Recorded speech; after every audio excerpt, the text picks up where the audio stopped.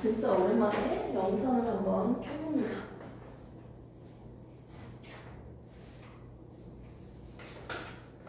자, 고1 우리가 지금까지 배우는 단원에 대해서 뭘 배우고 있는지 간단하게 정리는 하고 이제 오늘부터 이제 1학기 2차 지필 대비를 위한 단원명을 한번 정리를 해봅시다.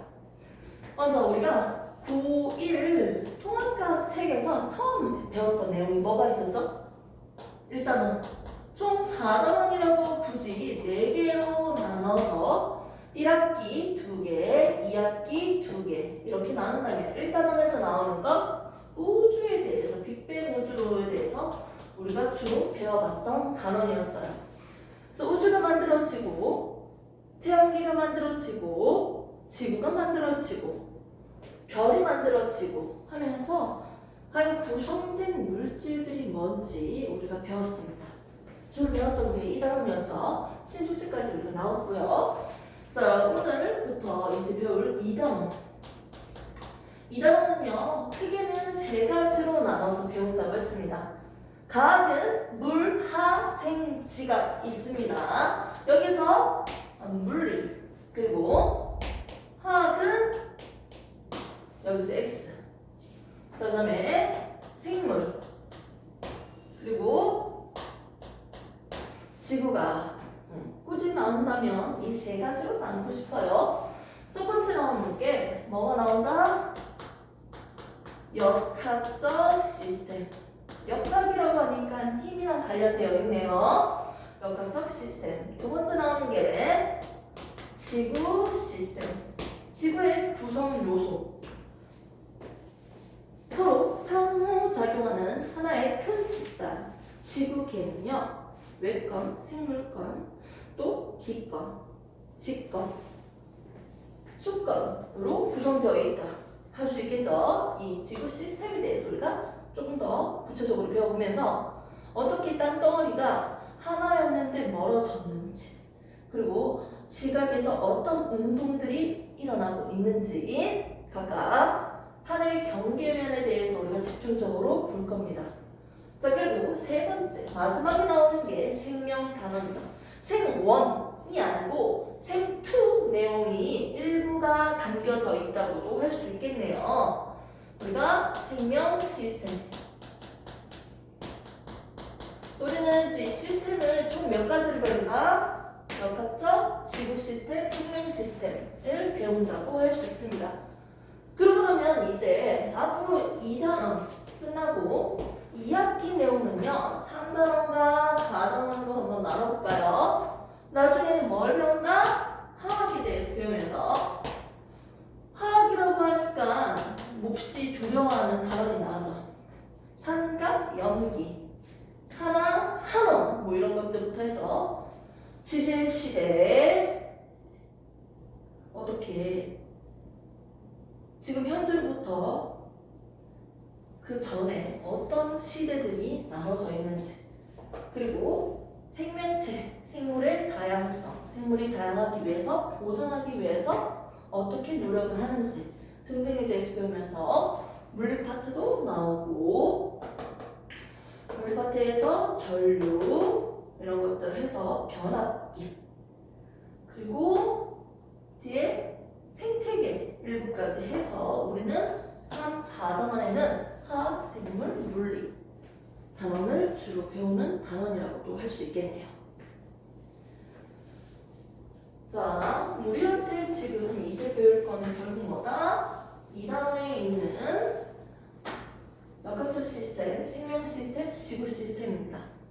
쌤이 만든 교재를 보면요, 우선은 지구 시스템을 좀 더 수정을 해서 배부하고 싶기 때문에 역학적 시스템이랑 생명 시스템의 요약 정리를 제공을 했고요. 역시나 개념은 하이탑 내용을 전부 다 첨가했기 때문에 빠져있는 내용이 거의 없다고 보시면 됩니다. 요약 정리는. 한번 보도록 할게요. 고1에 있는 2단원 우리가 2차 지필 대비해서 첫 번째 나오는 역학적 시스템에 대해서 한번 배우도록 합시다. 역학적 시스템이라고 하니까 활동, 운동, 힘과 관련되어 있는 역학.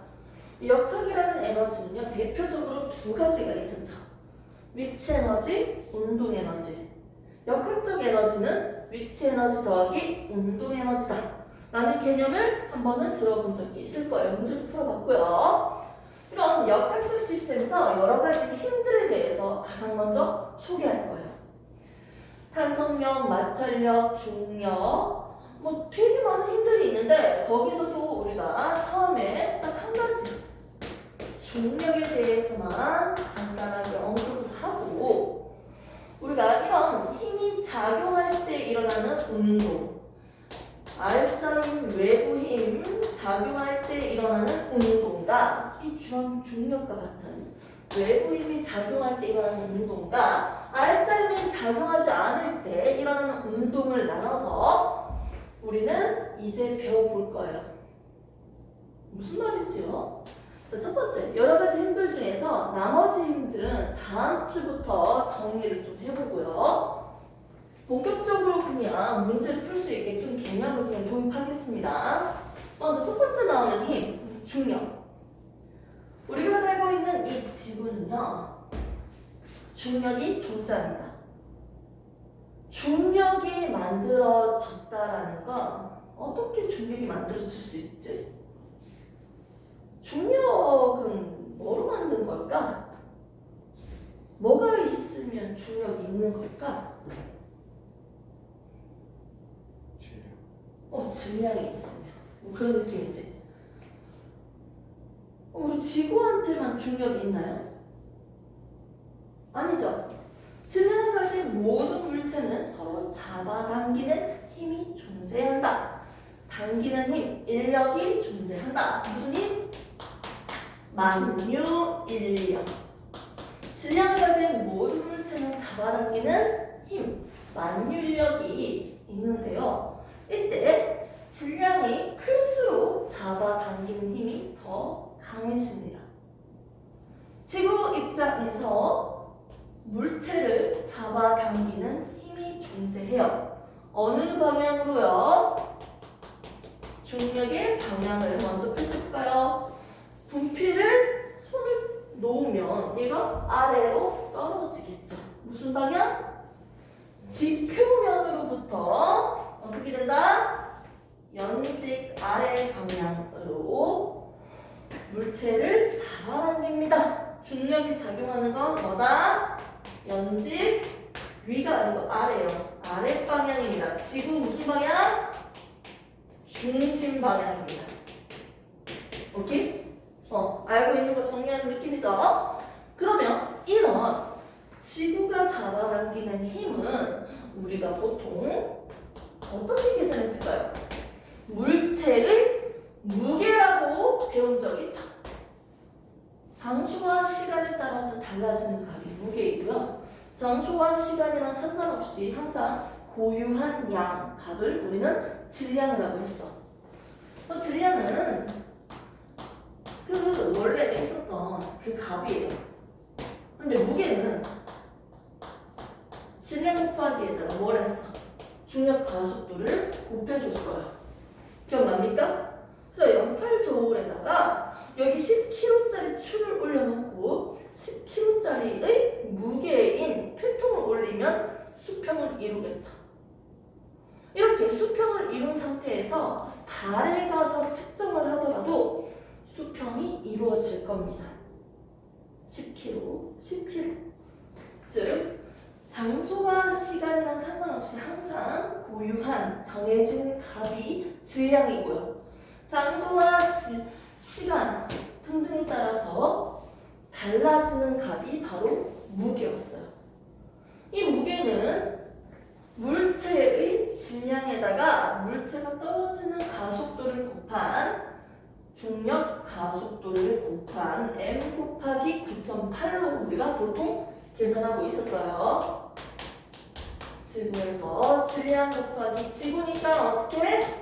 9.8 미터 퍼 세컨드 제곱 중력 가속도를 곱한 값이죠. mg. 자, 그래서 중력이라는 건 지구 중심에서 행성 물체 중심부로 잡아당기는 힘인데 이때 그 크기는 무게였습니다. 이런 중력이 존재하고 있습니다. 네, 이런 힘들뿐만 아니라 다른 힘들이 존재하지. 물론 쌤이 지금 설명을 할 수 있지만 굳이 헷갈리게 설명을 하지 않고 넘기겠습니다. 이렇게 우리는 살고 있는 지구에서는요, 물체를 잡아당길 건데 그냥 의미적으로만 한번 생각을 해볼래요? 물체가 떨어질 거예요. 아랫방향으로 떨어질 건데 아랫방향에서 잡아당기는 중력이 작용하고 있죠. 그럼 이 물체는 안 그래도 아랫방향으로 떨어질 건데 힘까지 생기니까 더 빨라지겠지. 선생님은 몸무게가 50kg예요. 맞습니까? 맞아요? 숙제 많이 줄게. 이거 공부를 진짜 열심히 하고 싶구나. 좋았어. 선생님은 50kg인데요. 이 50kg인 선생님이 길을 걷고 있는데 뒤에서 바람이 불어요. 그럼 어떻게 돼? 더 빨라져요. 오케이? 뒤에서 밀어주는 힘 때문에 더 빠르게 움직일 수 있어요. 오케이? 물체의 운동 방향과 같은 방향으로 힘이 작용한다면 물체는 빨라지겠네요. 속도가 일정하지 않고 변하는 운동을 볼 수 있습니다. 가해지는 속도, 속도의 변화, 가속도가 생기는 것을 볼 수 있겠네요. 이렇게 움직이고 있는 물체가 있고요. 이 물체는 마찰력이 작용하지 않는다는 전제하에서 생각을 해보세요. 그러니까 여기 얼음판 위에 뭐라고 해야 되지? 스케이트장. 얼음이잖아요. 다른 데보다는 마찰력이 좀 적지 않아요? 맞지? 물체가 운동하려고 하는데 운동하는 방향과 반대 방향으로 가지마라고 방해하는 힘이 존재합니다. 이 힘을 우리는 마찰력이라고 했어요. 이렇게 방해하는 힘이 있는데 우리는 그럼 방해하는 힘이 하나도 없다고 생각해볼까? 이렇게 방해하는 힘이 있으니까 이 물체가 정지하겠지. 방해하는 힘이 없이 스케이트 선수가 스케이트를 탄다면 처음에 출발했던 그 빠르기로요, 속도로 계속 같은 속도로 직진하겠죠. 속도의 변화가 없겠네요. 등속 운동을 하겠네요. 그런데 이렇게 운동하고 있는 물체에 같은 방향으로 또는 반대 방향으로 힘이 주어졌어요. 밀어주거나 당기거나. 됐습니까? 외부에서 주어지는 알짜배기 힘, 힘의 합력, 외부 힘, 즉 힘이 주어진다고요. 외부로부터. 즉 알짜 힘이 주어지면 이 물체의 빠르기는 변해요. 됐습니까? 즉 속도가 변하는 운동, 무슨 운동을 한다? 가속도 운동을 하겠네요. 됐습니까? 자, 그런데 이렇게 운동하는 물체에다가 외부에 아무런 힘이 주어지지 않는다면 얘는 어떤 운동을 한다 했어요? 속도가 그대로 일정하게 유지되죠. 등속 운동을 할 거예요. 오케이? 밑에 저항하는 거 마찰이 아무것도 없잖아. 자, 그러면 이제 여기서 좀 궁금한 게 있어. 외부 힘이 주어질 때, 밀어주거나 당길 때, 이때 속도가 변한다고 했는데 운동하고 있는 물체랑 같은 방향으로 힘을 줄 때 어떤 일이 발생할까요?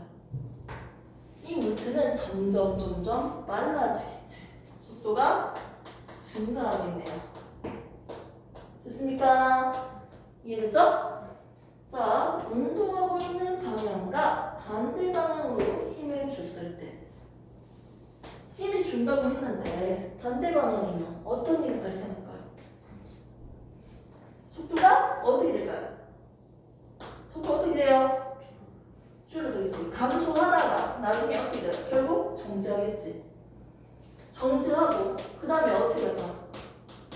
계속 당기고 있으면 반대 방향 어떻게 돼요? 반대 방향으로 다시 증가하겠지. 속도가 됐습니까? 아 이렇게 생각할 수 있네요. 얘는 계속 커지겠지. 맞지? 자 그런데 여기서 궁금한 점이 하나 있습니다. 만약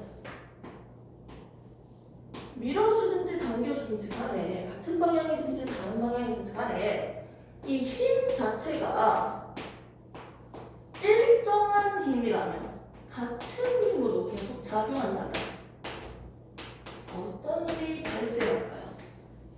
계속 똑같은 크기의 힘으로 계속 당긴다면 밀어준다면 어떤 일이 일어날까? 일정하게 속도가 변해요.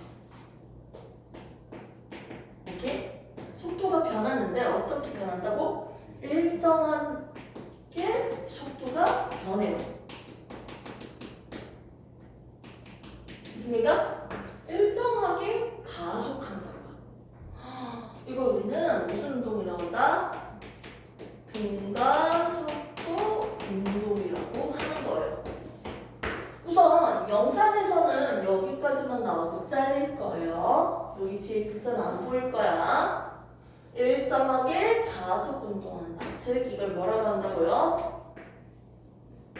일정한 크기의 힘으로 계속 주어진다면 등가 속도 운동을 한다고 얘기합니다.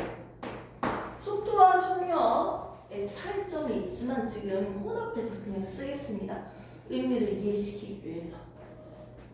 여기까지 했는 내용을 먼저 정리하고 다시 진도로 더 나가도록 할게요. 자, 우리는 역학적 시스템에 대해서 배웠고요. 여러 가지 힘들이 있지만 중력에 대해서만 잠시 봤습니다. 질량을 가진 두 물체 사이에서는 서로 잡아당기는 힘이 존재해요. 오빠랑 선생님이랑 서로 잡아당기는 힘이 존재한다는 거지. 이런 힘을 우리는 만유인력이라고 해요. 또 다른 말로는 중력이라고 우리가 배워왔을 거예요. 그럼 이 중력, 지구에서 작용하는 중력은요. 방향이 어디다? 지구 중심 방향, 연직 아랫방향입니다. 내가 서 있는 지표면에 대해서 수직이죠. 이게 바로 연직이죠. 이 연직 아랫방향, 지구 중심 방향으로 중력이 작용하고요. 이 잡아당기는 중력의 크기는 결국 질량 곱하기 중력 가속도 9.8입니다. 지구니까. 됐습니까? 이런 힘들이 존재하는데 그러면 운동하고 있는 물체에서도 어떻게 힘이 작용하는지 이제 중력이랑 같이 연계시켜서 설명할 거예요. 운동하는 물체는 마찰력이나 다른 방해하는 힘이 없다라는 전자에서 출발합니다. 외부의 힘, 알짜 힘이 주어졌을 때 가속 운동을 하게 되고요. 알짜 힘이 주어지지 않는다면 이 물체는 등속 운동을 할 거예요. 알짜 힘이 주어져서 속도가 변하는 운동을 할 건데 운동 방향과 같은 방향으로 힘이 주어진다면 얘는 속도가 빨라지겠죠. 운동하는 방향과 반대 방향으로 힘을 계속 준다면 얘는 감소하다가 결국 정지하고 반대 방향으로 다시 빨라지겠죠. 그런데 이렇게 힘이 주어졌을 때 잡아당기거나 미는 힘이 일정한 크기의 힘으로 작용한다면 얘는 일정하게 속도가 변하는 등가속도 운동을 한다는 거예요. 이거의 대표적인 예가 바로 중력의 영향을 받아서 아래로 낙하하는 무슨 운동이다? 자유 낙하 운동입니다. 물체는 결국 아랫방향으로 떨어집니다. 아랫방향으로 떨어진다. 운동 방향이 무슨 방향이다? 아랫방향입니다. 이때 운동 방향과 같은 방향으로 무슨 힘이 계속 작용한다? 중력이 작용하고 있습니다. 그것도 계속 똑같은 크기의 힘으로 일정한 잡아당겨지고 있어요. 결국 이 운동은 무슨 운동이라고 할 수 있다? 등가속도 운동이라고 할 수 있겠습니다. 자, 그러면 이 등가속도 운동이 어떻게 나타나는지 그래프와 함께 그려가면서 한번 설명을 들어봅시다. 등가속도 운동. 뭐가 같다? 속도의 변화량이 똑같다는 거야. 1초에 속도가 일정하게 바뀐다는 거예요. 처음에 정지되어 있어서 자 이제 떨어뜨릴게. 공을 시작. 떨어뜨리기 전까지는 얘는 정지되어 있었습니다. 0m/s였어요. 그런데 1초 후에 이 공은요 속도가 어떻게 된다? 9.8m/s가 돼요. 또 1초 후에 이 공은요 속도가 어떻게 된다? 9.8이 더 커진 19.6m/s가 됩니다. 이런 식으로 속도가 계속 어떻게 증가하고 있다? 플러스 9.8m/s 9.8씩 속도가 커지는 운동을 하고 있습니다. 이걸 이제 그래프로 한번 그려봐야 되는데요. 자, 속도와 시간 그래프를 한번 그려볼게요. 속도는 v, 시간은 t라고 보통 표시를 많이 하죠. 먼저 난 그려놓고 점을 맞출 거예요. 먼저 1초가 됐을 때 얘들에 대한 속도는 얼마다? 9.8m/s다. 또 1초가 더 지났어요. 얘들의 속도는 얼마다? 19.6m/s다. 또 1초가 또 지났어요. 얘들의 속도는 어떻게 된다? 29.4m/s다. 또 1초가 또 지났어요. 얘들의 속도는 39.2m/s예요. 결국 이게 어떻게 됩니까? 1초에 9.8, 1초에 9.8, 1초에 9.8, 1초에 9.8씩 속도가 일정하게 증가하고 있는 등속도 운동의 그래프를 볼 수 있습니다. 됐습니까? 네, 좋습니다. 그래서 앞에서 나왔는 이 중력이 작용하고 있는 운동을 지금 대략적으로 봤어요. 우리가 살고 있는 지구는요, 주변에 공기가 있기 때문에 공기의 저항을 받아요. 쇠구슬이 떨어지더라도, 종이가 떨어지더라도, 깃털이 떨어지더라도 공기들이 있기 때문에 공기들이 때리는 힘이 있죠. 저항이 있죠. 펄럭펄럭 움직이잖아. 이렇게 공기가 존재하기 때문에 공기의 저항을 받아서 이 질량과 무게와 모양이 다른 물체는 동시 출발해서 동시 바닥에 도착하는 게 아니고 얘가 쇠구슬이 더 빨리 떨어져요. 공기의 저항 때문에. 그래서 이 공기의 저항을 다 없애보자. 없애면 무슨 상태예요? 진공 상태죠. 아무런 방해하는 힘이 없다. 이 진공 상태에서 물체를 동시에 똑같은 높이에서 떨어뜨릴 거예요. 시작했을 때 출발하는 시점에서 같이 시작해서 동시에 바닥에 도착합니다. 물체의 질량과 무게 어떤 것도 상관없어요. 출발하는 시간으로부터 도착하는 지점까지 동시에 출발해서 동시에 도착해요. 즉 1초에 얼만큼? 9.8씩 속도가 커지는 운동을 하고 있는 거죠.